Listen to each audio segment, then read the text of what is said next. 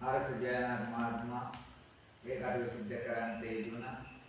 ඊළඟට එතුමාට මේ සඳහා සහාය වුණු ලොකුඩා ඒ සහෝදර සහෝදරියෝ ඇතුළු ඥාතීන් ඒ අය කුඩා දරුවා ආදී හැමදෙනා සම්බන්ධ වෙලා ඉතින් මේ වෙනුවෙන් කුඩා වේ සමාන්සිය දරලා මේ ධර්මාසනය අදලා පූජා කරන්නට යෙදුණා.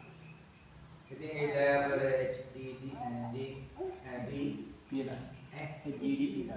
HDD පියදාස පියාණන් වහන්සේට පිම්පෙනස තමයි මේ කටයුත්ත සිද්ධ කරන්නට යෙදුනේ.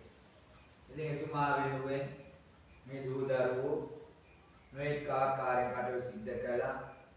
ඉතින් ඒ තාත්තාට පිම්පෙනස සාන්දුසයාට පිම්පෙනස ඉතින් වටිනා කියන ඇඳා පරණ පන්සල් වල තමයි ඇඳන් තියෙන්නේ ඒ විදිහට හදලා ඉතින් ඒ පරණ ස්ථාන වල පූජනීය තැන් වල මහා සංඝරත්නයේ සැතපීම සඳහා සුව පහසුව සඳහා මේ විදිහට ඇඳන් හදලා අනම් පූජා කළා තියෙන පන්සල් වල. ඉතින් ඒ අනුව අවස්ථාවක් අරස මහත්මයා ලබා ගත්තා. ඉතින් එතුමා මේක අවබෝධ කරගෙන ඉතින් අපෙන් අහලා බලලා ඒ කෙරෙන්න ඕන විදිය දෙයයන්ව වටනා දින අවස්ථාව බෝර්පත් කරගත්තා යන්නේ.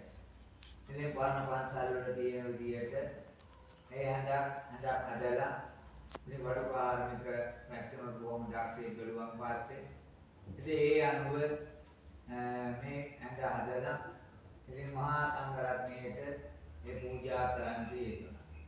එවලා ඒ දයාබර පියාණන් වහන්සේට පිම්පිනේද තමයි මේ කටයුතු සිද්ධ කරන්න යෙදුනේ.